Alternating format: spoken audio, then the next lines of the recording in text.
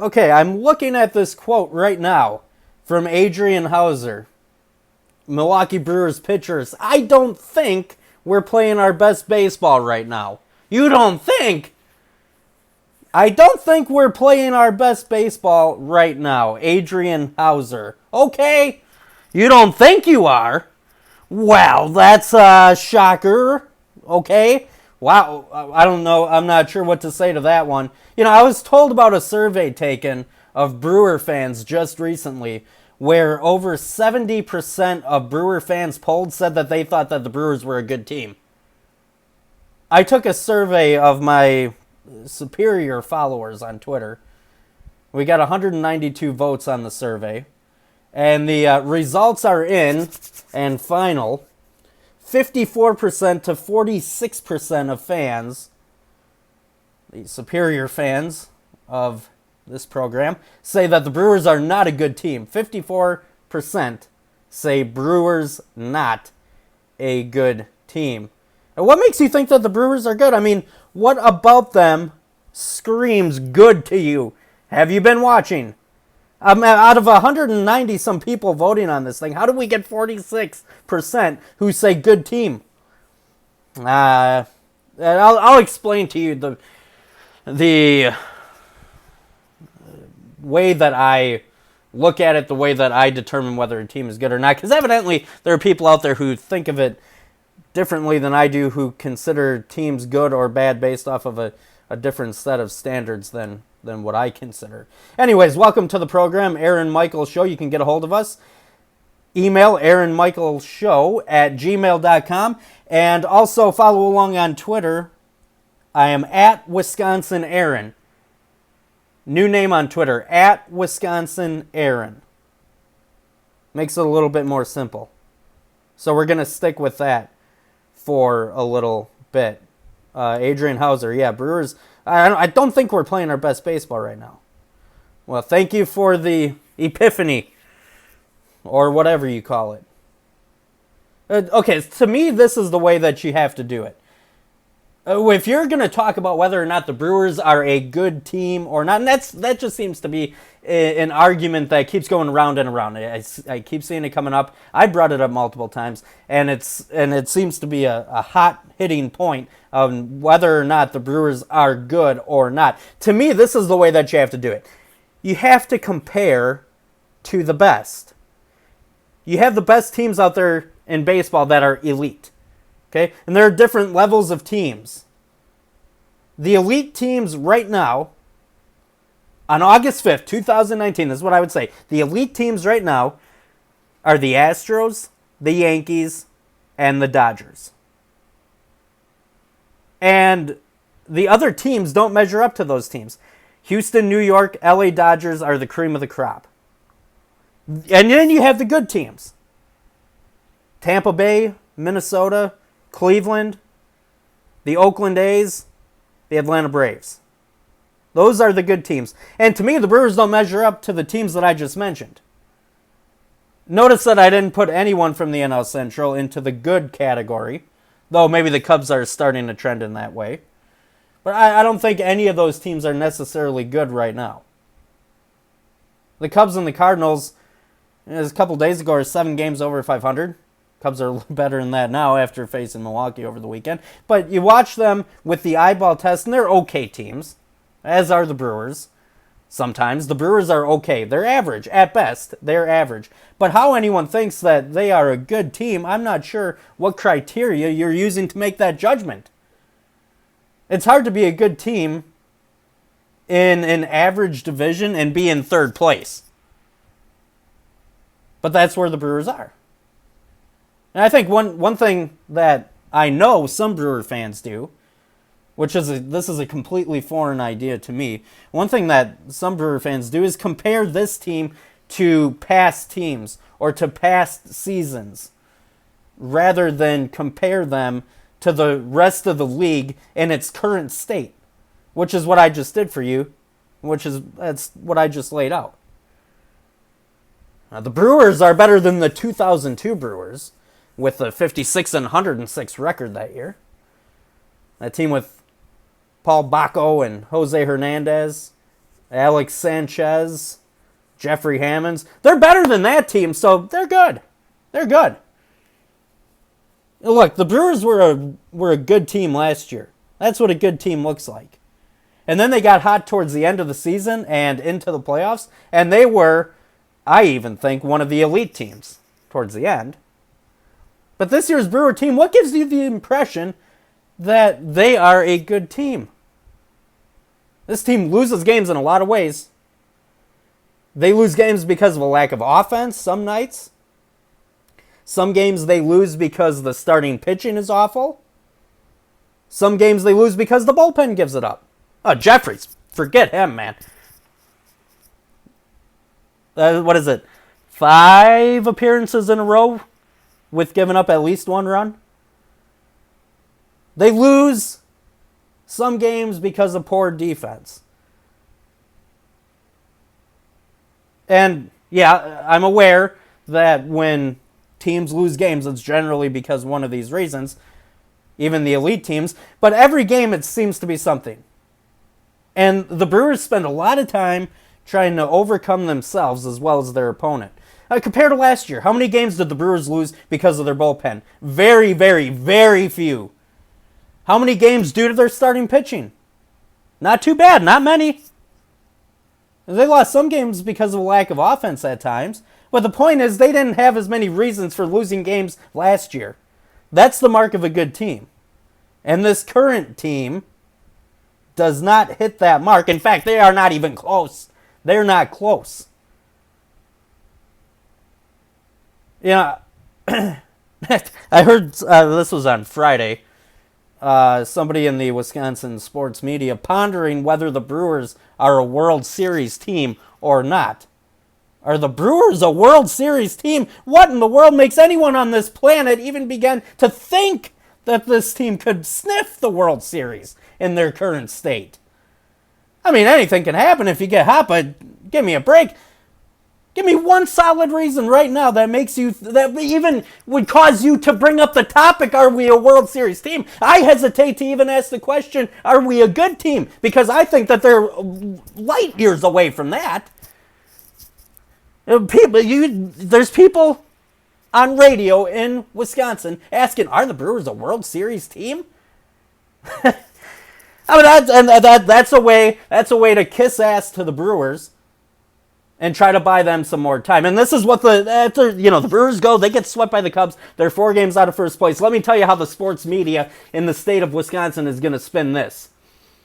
They're going to, well, yeah, it was a rough series for the Brewers, to be sure. And it's not what they wanted. But here's the good news. They're still within striking distance of first place. They're only 4 games out. They just need to hang around until the pitching gets healthy and the reinforcements come, and they'll be fine. BS. They're just trying to buy the Brewers more time. But that's what the spin is going to be. Yeah, I saw some chatter on Twitter the other night. Craig Counsell was trending. I was wondering, what could this be about? So I click on it. And evidently people are blaming Counsell for the Brewers' lack of success. And for the poor performance of the bullpen. I mean, he doesn't have that many options. Hader's been having trouble. Okay, you should be able to pitch Hader 3 games in a row, especially when he doesn't throw a lot of pitches, and he shouldn't be blowing games for you. But outside Hader, where's Counsell supposed to go late in the game? Peralta's giving up runs. Jeffries sure as heck can't be trusted. Jackson comes into games late, usually when the game is out of reach. He's pitched okay, but I mean, he hasn't been in any pressure situations. Who else is he supposed to go with? I mean, I don't blame Counsell for anything. I think Counsell does what he can with what he's got. And let me tell you something, he hasn't had a whole lot over the past 2 seasons. Even last year, I mean, look at Counsell is doing what he can with the pieces that he has in place. Now, do I agree with every move that Counsell makes? No, not at all. But I respect Counsell. I think he is a good manager. And believe me, I'm not afraid to criticize managers. Mike McCarthy should have been fired after they won the Super Bowl in 2010.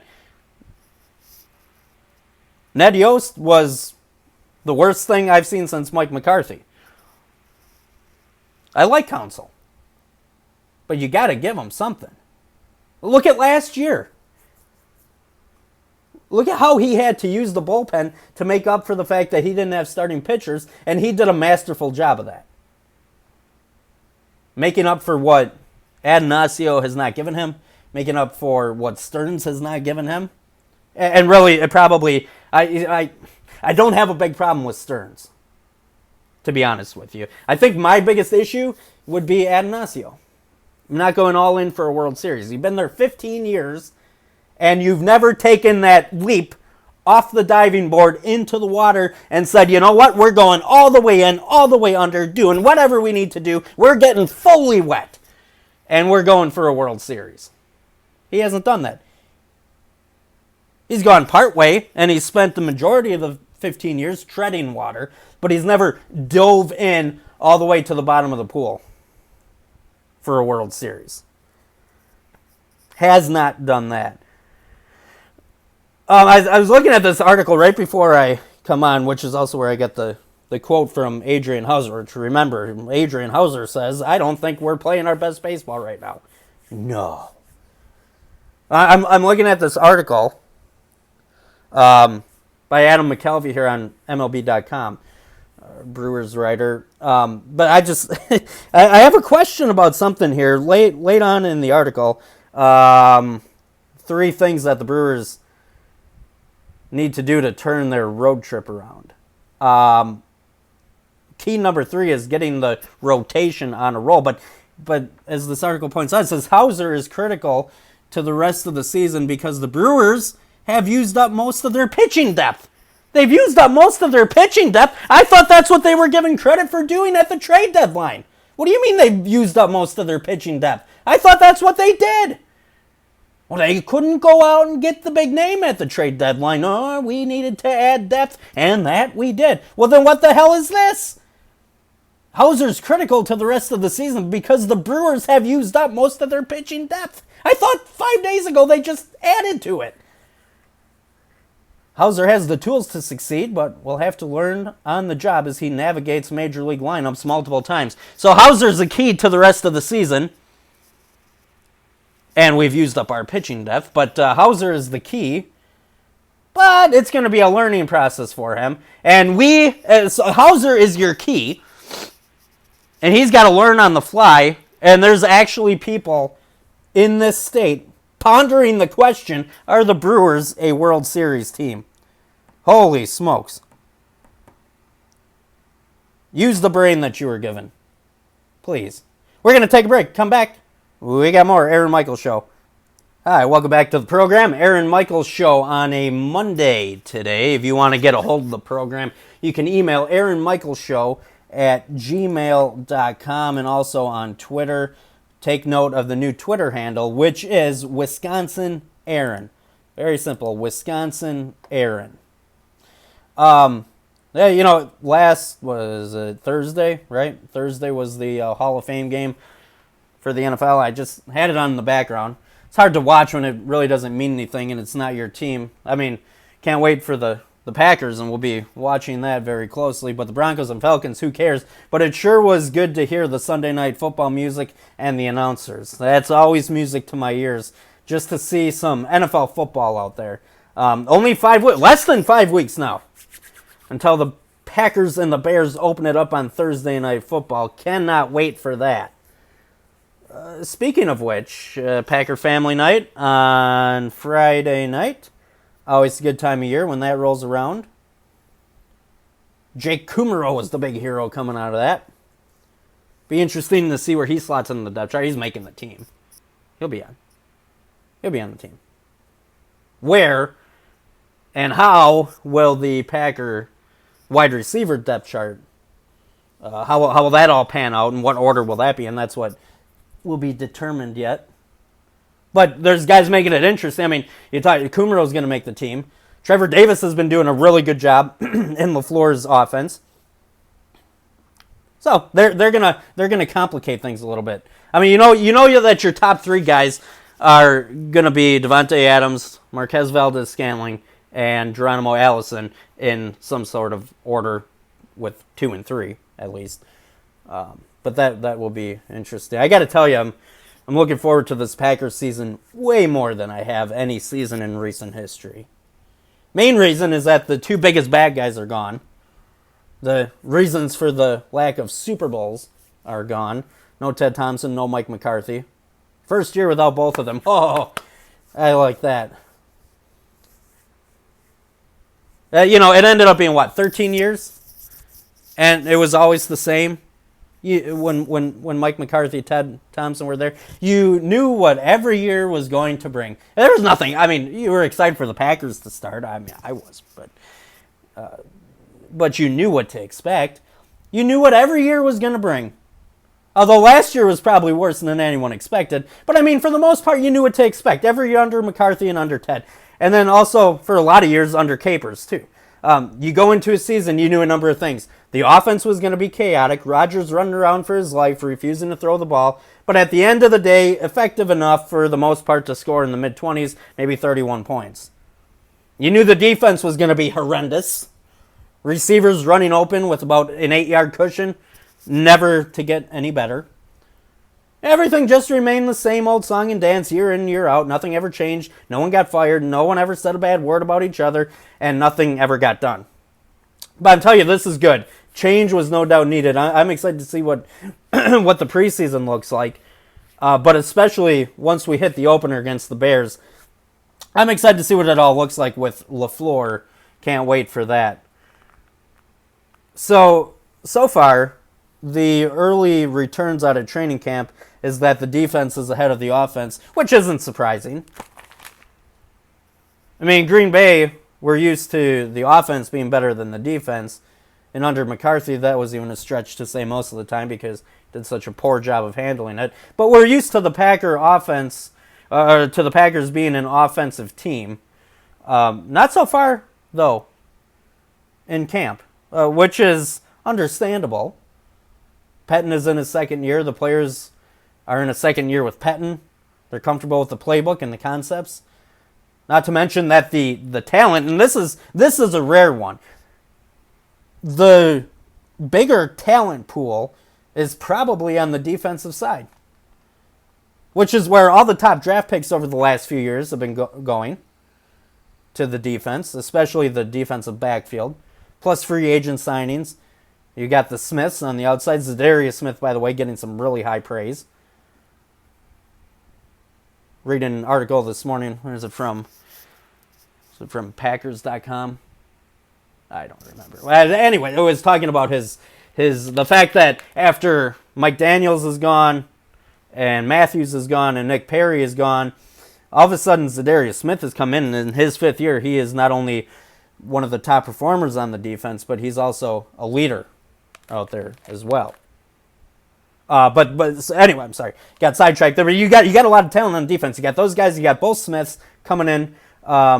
The Smiths on the outside. Adrian Amos at safety.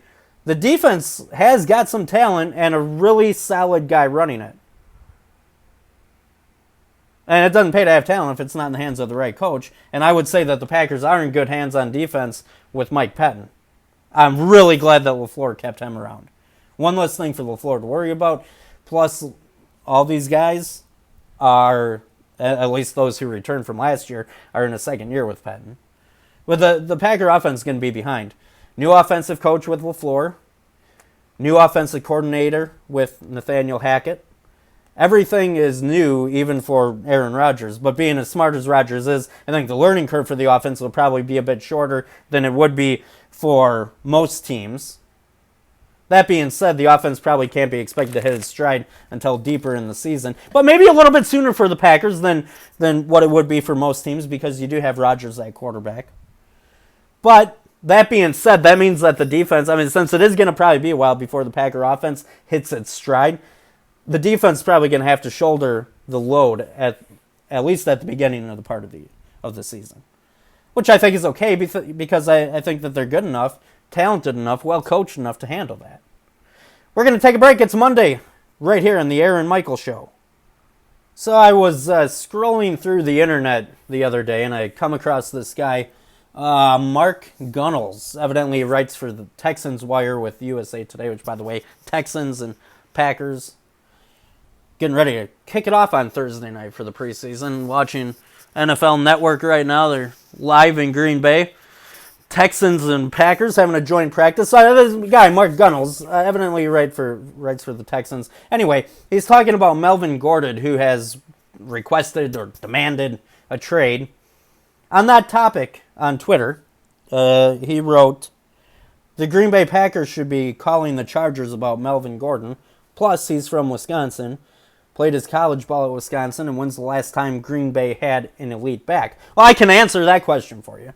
The last time that the Packers had an elite back was Eddie Lacy. Lacy was an elite back until Mike McCarthy decided to stop using him. John Kuhn, James Starks, whoever the hell else, had to get their carries. Yes, I know Lacy got overweight. I know he got fat and stopped carrying. And I mentioned this the other day. But what do you expect out of a guy when he does well in games and his reward is to sit the bench for long stretches of the game? I mean, how exactly do you keep your burning desire for the game going? What motivates you to come into a season in great shape? He played very, very well, and he would sit the bench. I mean, I'm not making this up. Maybe you forgot, but I sure as hell didn't. Lacy should have been getting... There's no way that Eddie Lacy should have been getting 8 to 12 carries per game. That dude's got to be getting in the 20s every time out, and there was absolutely no reason, except for the stupidity of McCarthy, that Lacy couldn't have done that. But he didn't. And anyway... He ended up getting fat and just gone. So that was that. But Lacy was elite. Also, Aaron Jones, to answer the question. Aaron Jones looks pretty damn good. But again, it's been a bit hard to gauge that when he sits on the bench for 2 quarters at a time. I mean, we're going to know a lot more about Aaron Jones this year. And even Jamal Williams. I trust LaFleur when he says that he wants to run the ball a lot. And when he says that the running backs are going to be a big part of the offense. So I'm looking forward to that. Aaron Jones is a lucky man that the Packers had a change of scenery at head coach. And to bring in an offensive guy who knows what he's doing. Jones' career quickly could have gone the direction of Lacy's. Well, I would take Melvin. I mean, would I take Gordon? Yeah, I would take Melvin Gordon. But I guess that depends on what I would have to... I mean, why would you not want to take Melvin Gordon? But it depends on what you have to give up to get him. I would say this. I think that Aaron Jones and Jamal Williams are both very good. Especially Jones. But both of them kind of have their unique skill set. And I think that they could play very well off of each other. But I would never be opposed to adding good players. Never opposed to that in football. I was going to say, especially at the running back position, you tend to see a lot of injuries, and that's true. But I'm not opposed to adding as much talent and depth to any position as possible, running back included. Give me a good backup quarterback.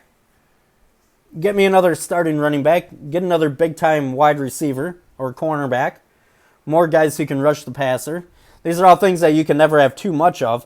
And outside of quarterback, for the starter anyway, I can't think of any position where I look at it and say, oh yeah, we're the best. Let's settle for what we have. There's no position like that on the Packers except for quarterback. You can always improve. I don't think making a trade for Gordon, that's not realistic, though. I wouldn't hedge the bets on that happening.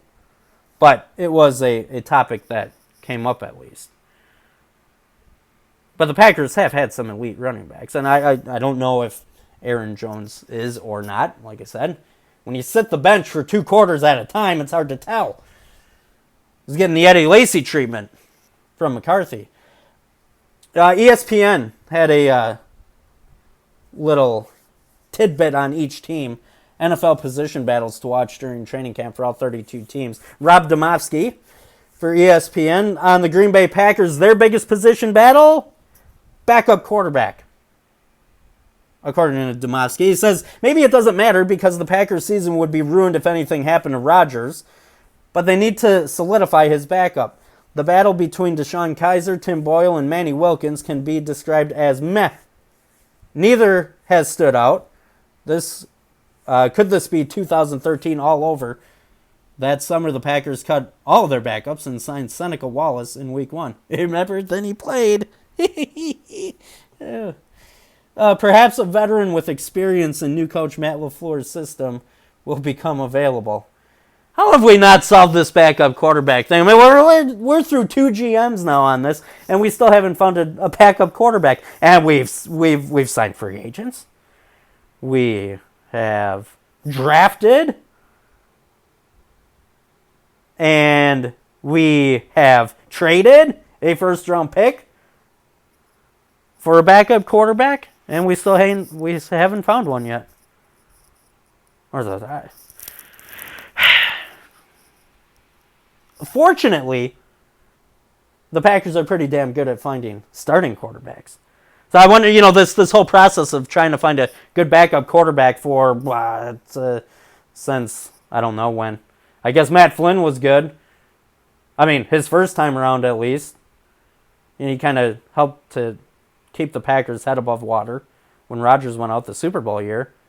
Though he did lose the game in New England, he played well. But they haven't had a good quarterback since then. I wonder if this is what it felt like for the Bears and for the Vikings, for the Browns, for all these years in trying to find a starting quarterback. You just keep cycling guys through.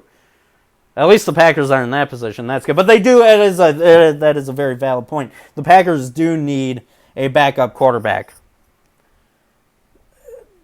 The Packers are in a unique position now this season. I just touched on it a moment ago, where the defense is going to be better than it's been probably since the 2010 Super Bowl season.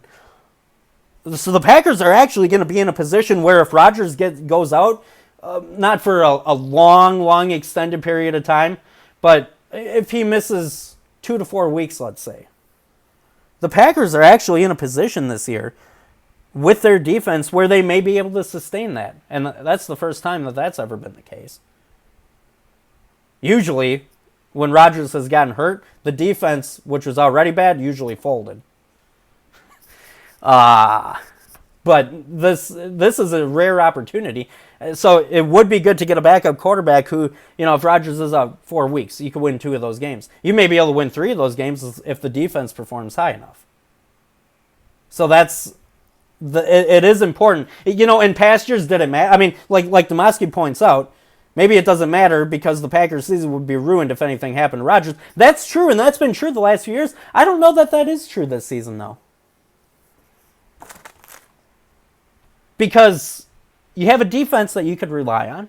So if you get a backup quarterback, or if one of these guys pan out, which nobody's jumping off the page right now, but if you get a decent backup quarterback and you have your good defense, you may be able to sustain a short-term Rodgers loss. You might be able to make it through that. And that hasn't been able to be said for the last few years. Yeah. So Packers and Texans are going to be starting things off on Thursday. So looking forward to that. Packers haven't had a joint practice, and they're practicing with the Texans today, right now as we speak, actually. They haven't had a joint practice for over 14 years. So nice to see things being shaken up in Green Bay. And preseason starting coming up on Thursday night. That's going to do it for today's program. Again, if you want to get a hold of us, you can email aaronmichaelshow@gmail.com.